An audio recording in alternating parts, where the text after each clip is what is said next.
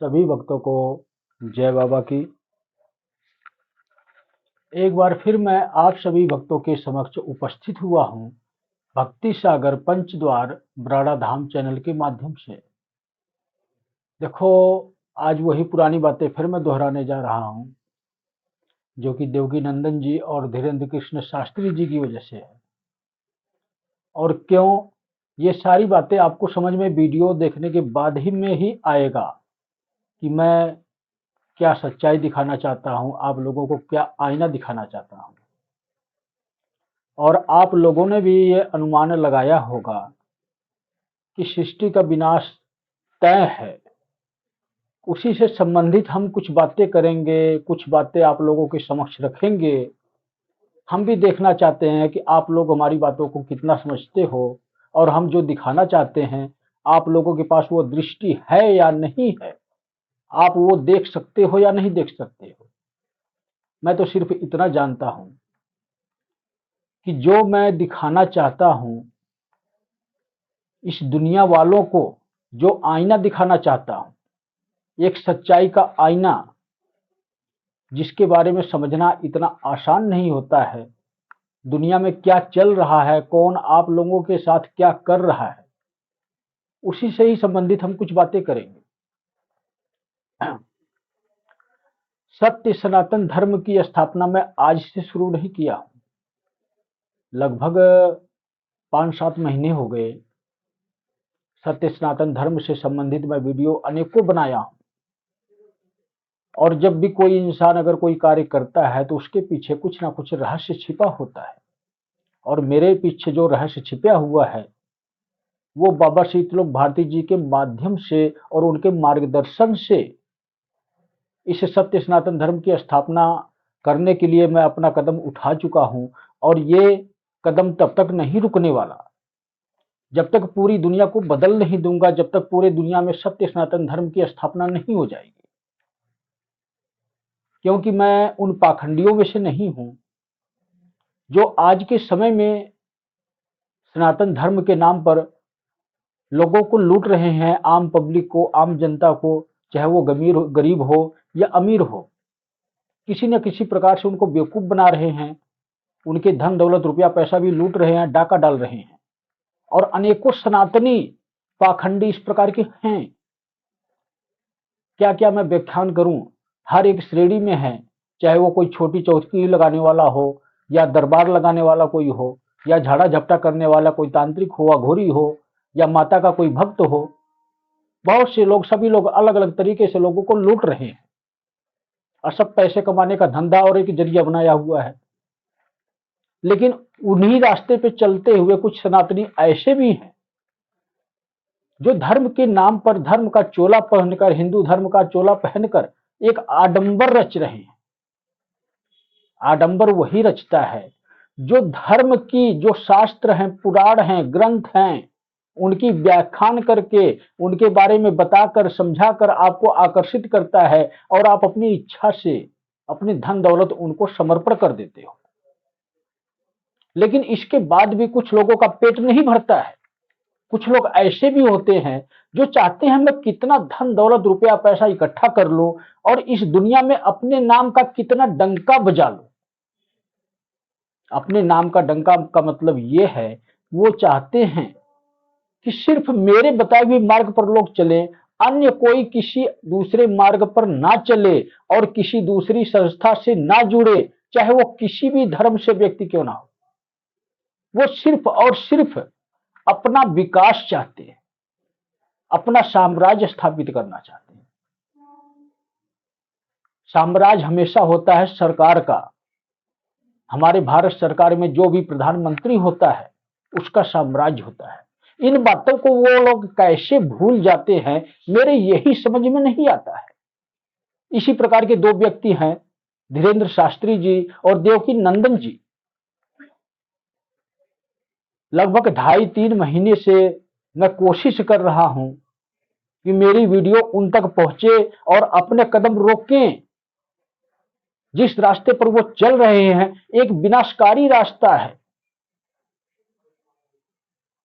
लेकिन उनके भक्त भी ऐसे अंध भक्त हैं, मेरी वीडियो देखकर उनको यही लगता है कि सबसे बड़ा फ्रॉडी आदमी यही है जो इतने बड़े कथावाचकों को और इतने बड़े दरबार लगाने वालों को गलत साबित कर रहा है, जो हमारे हिंदुओं के लिए लड़ रहा है, हमारे सनातन धर्म के लिए लड़ रहा है, उसकी बुराइयां कर रहा है ये व्यक्ति।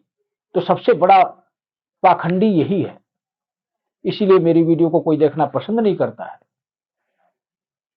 रही वीडियो की बात, तो समय जब आएगा तो आपको खुद ये समझ में आ जाएगा कि मेरी वीडियो क्या है और इसका महत्व क्या है, क्या दिशा देती है मेरी वीडियो, किसका जीवन संवारेगी और किसका उजाड़ेगी। जिस रास्ते पर आप लोग चल रहे हो, मैं मानता हूं कि धर्म का रास्ता है, लेकिन धर्म के चोले में कब कौन पाखंडी तैयार हो जाता है ये इसका पता नहीं लगता। जब अपने संस्कार हम भूल जाते हैं, जब हम अपने कर्म ही भूल जाते हैं, चाहे हम भगवान का नाम लेते हो, उनका दरबार लगाते हो या उनके नाम की कथा कहते हो, जब हम अपना कर्म भूल जाते हैं और वो गलतियां कर बैठते हैं जो हमें करनी नहीं चाहिए, जिसको हम कहते हैं इंसानियत। सबसे पहला कर्म इंसान का इंसानियत होती है, चाहे वो कोई धर्माचार्य हो, चाहे वो कोई कथा कहने वाला हो देवकी नंदन जी की तरह या धीरेन्द्र शास्त्री जी की तरह। उनको कौन सिखाए कि इंसानियत क्या होती है, जब उनके अंदर से इंसानियत मर चुकी है। इसीलिए उनके अंदर यह सोच आई है कि धर्म के नाम पर उसको मरने दो।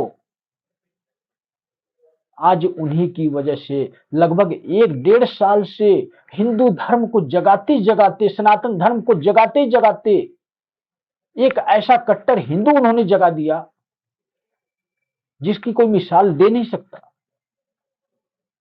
हमारी गवर्नमेंट सरकार, हमारी भारत सरकार जो भी कदम उठाएगी इस देश के लिए हित में उठाएगी। ऊंचाई के स्तर पर भारत सरकार अपना कार्य कर रही है। आप लोगों ने देखा होगा बीजेपी सरकार जब से आई है अनेकों उलझे हुए काम हुए हैं। जैसे किसी भी प्रकार का कोई धार्मिक कार्य हो या इस देश हित में जम्मू कश्मीर जैसा मसला हो, धारा 370 भी हटाई, राम मंदिर का केस उलझा हुआ चल रहा था उसको भी पूरा किया, वाराणसी काशी का भी केस चल रहा है वो भी फाइनल होगा, मथुरा का भी केस फाइनल होगा। ये लिखित रूप में मैं दे सकता हूं। हमारे सनातन धर्म में, हमारे हिंदू धर्म में जो भी देवी शक्तियां हैं जिनका महत्वपूर्ण योगदान है इस सृष्टि को चलाने में, वो शक्तियां सब दोबारा से स्थापित होगी सत्य सनातन धर्म स्थापना होने से पहले। लेकिन गवर्नमेंट का, भारत सरकार का यही कार्य देखकर कुछ हमारे सनातनी धर्माचार्य या धर्मगुरु, आप कुछ भी कह लो, जैसे धीरेन्द्र शास्त्री जी हैं, देवकी नंदन जी हैं, ये स्वयं फैसला लेने लगे और आज इनकी वजह से इतना ज्यादा माहौल खराब हो चुका है।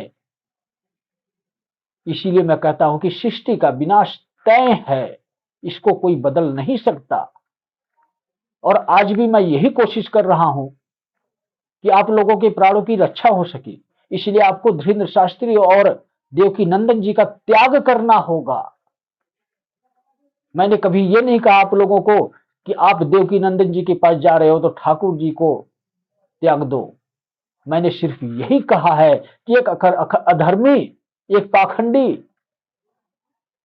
जो सत्य सनातन धर्म के नाम पर इंसानियत भूल चुका है, इंसान को ही इंसान का दुश्मन बना दिया है इस धर्म के नाम पर, हिंदू मुस्लिम के नाम पर। कौन कहता है कि इंसान का खून अलग अलग होता है? अगर अलग अलग होता है तो आप इंसान के नाम पर इंसान को अलग कर दो, जाति में बांट दो। लेकिन अगर खून एक है तो सभी प्राणी हुए, सभी इंसान हुए, सभी एक परिवार हुए। सिर्फ प्रजातियां हैं तो नर और मादा की, सभी लोग एक हैं। और आज एक कट्टर हिंदू तैयार कर रहे हैं। जब भी कोई उनके बयान होते हैं मीडिया के समक्ष तो द्वेष भाव से, जलन भाव से देखते हैं और उसी हिसाब से बयान भी करते हैं। कभी भी बुराई छोड़ अच्छाई का उपयोग नहीं किया इन्होंने अन्य धर्मों के लिए, अन्य जाति वालों के लिए। सबसे बड़ा विद्रोही तो यही दो लोग हैं।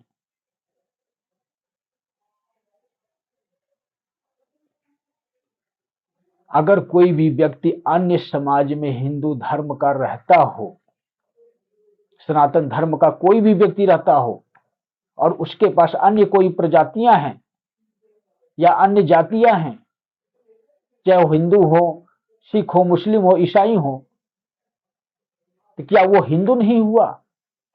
इनका मतलब सिर्फ यही है। अब तो ये प्रॉपर्टी का भी काम शुरू कर दिए, प्लॉट सेल कर रहे हैं। एक हिंदू गांव के नाम से लोगों का इस्तेमाल कर रहे हैं। और इतना ये भी देखो, आप खुद समझदार हो, जो प्रॉपर्टी सेल हो रही है, हिंदू के नाम पर जो लूट हो रही है, वो आपके नाम पर रजिस्ट्री नहीं होगी, इंतकाल नहीं होगा। बागेश्वर धाम के नाम से वो जगह होगी, वो भूमि होगी, नाम बागेश्वर धाम के नाम से उस गांव का दिया जाएगा। और जिसमें सिर्फ हिंदू के अलावा अन्य किसी भी समुदाय के लोगों का प्रवेश निषेध है, मनाही है। इसका मतलब क्या हुआ कि अन्य किसी भी जाति धर्म का इंसान है तो उसको आप इंसान ना समझो। वो आपका दोस्त नहीं, आपका वो रिश्तेदार नहीं हो सकता, आपका भाई नहीं हो सकता, आपका बंधु कोई नहीं हो सकता, आपके साथ उसका कोई संबंध नहीं है। मैं तो सिर्फ इतना कहता हूं कि आप ऊंचाई के स्तर पर बैठे हो, एक कट्टर हिंदू तैयार कर रहे हो, कभी गरीब समाज के बीच में जाके देखो, उनको तो उसके आगे भी झुकना पड़ता है जिसकी कोई औकात नहीं होती है। एक गरीब व्यक्ति को पता होता है कि इंसानियत क्या होती है, लेकिन आज तुम्हारी इंसानियत मर चुकी है। तुम्हारे अंदर तो वो शैतान बैठ चुका है जो कलयुग का एक बहुत बड़ा राक्षस है, जिसने तुम्हारी बुद्धि भ्रष्ट कर दी है। इस समाज में, इस दुनिया में नरसंहार के स्वरूप में अगर कोई व्यक्ति जाना जाएगा इस सृष्टि के परिवर्तन के बाद, तो सबसे बड़े राक्षस देवकी नंदन जी और धीरेन्द्र शास्त्री जी के नाम से जाना जाएगा। जिस प्रकार पूरी सृष्टि के परिवर्तन में जो मेरा महायोगदान होगा काल पुरुष के स्वरूप में, उसी प्रकार नरसंहार के स्वरूप में देवकी नंदन जी और धीरेन्द्र शास्त्री जी का नाम पहले नंबर पर आएगा कि कलयुग के सबसे बड़े राक्षस देवकी नंदन जी और धीरेन्द्र शास्त्री जी हैं। बाकी जितने भी युद्ध चल रहे हैं इन देशों के, वो स्वयं शक्तियां करवा रही हैं, शिव शक्तियां, जिसको हम शिवगढ़ के नाम से जानते हैं। लेकिन सामाजिक दृष्टि से मैं जो देख रहा हूं, जो देख पा रहा हूं, मुझे यही दिख रहा है कि अब नरसंहार को कोई नहीं रोक सकता। जब गवर्नमेंट का फैसला खुद लेना शुरू कर दोगे आप लोग, तो इस दुनिया में किसी को रहने का कोई अधिकार नहीं है। और जो जो व्यक्ति आप दोनों की शरण में जाएगा वो मेरी ब्रू दृष्टियों से नहीं बच सकता। मेरी प्रकोप दृष्टि उस पर अवश्य पड़ेगी और किसी भी स्वरूप में उसकी मृत्यु निश्चित है। ये मैं कोई मजाक नहीं कर रहा हूं। आप ये लोग इस बात को हल्के में ना लेना। मैं स्वयं शिव की शक्ति, एक शिवगढ़ जो काल स्वरूप के रूप में इस पृथ्वी पर प्रकट हुआ है, इसी 2025 के महाकुंभ से, शाही स्नान, 5वें स्नान से, शिव की शक्तियों से सुसज्जित होकर इस समाज के बीच में रहते हुए अपने कार्य को पूर्ण करेगा। और आप लोगों की समझ में आता हो तो मेरी बातों को आप समझो, अपने मार्ग को बदलो। मैं कभी किसी को ये नहीं कहूंगा कि आप बागेश्वर सरकार बालाजी को ना मानो, उनकी भक्ति ना करो। मैं सिर्फ इतना कहूंगा कि धीरेन्द्र शास्त्री जी अब आपके मार्गदर्शन करने के लायक नहीं रहे और ना ही देवकी नंदन जी रहे।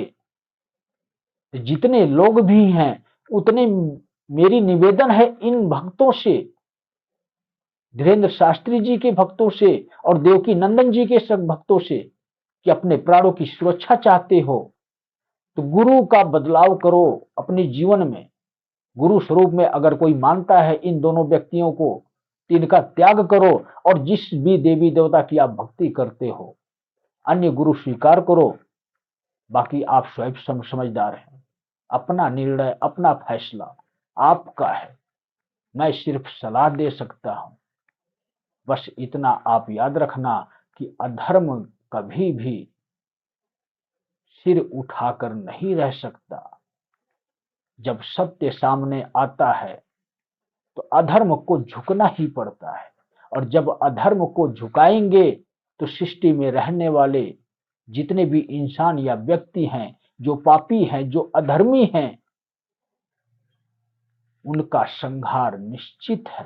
तो सभी भक्तों को जय बाबा की।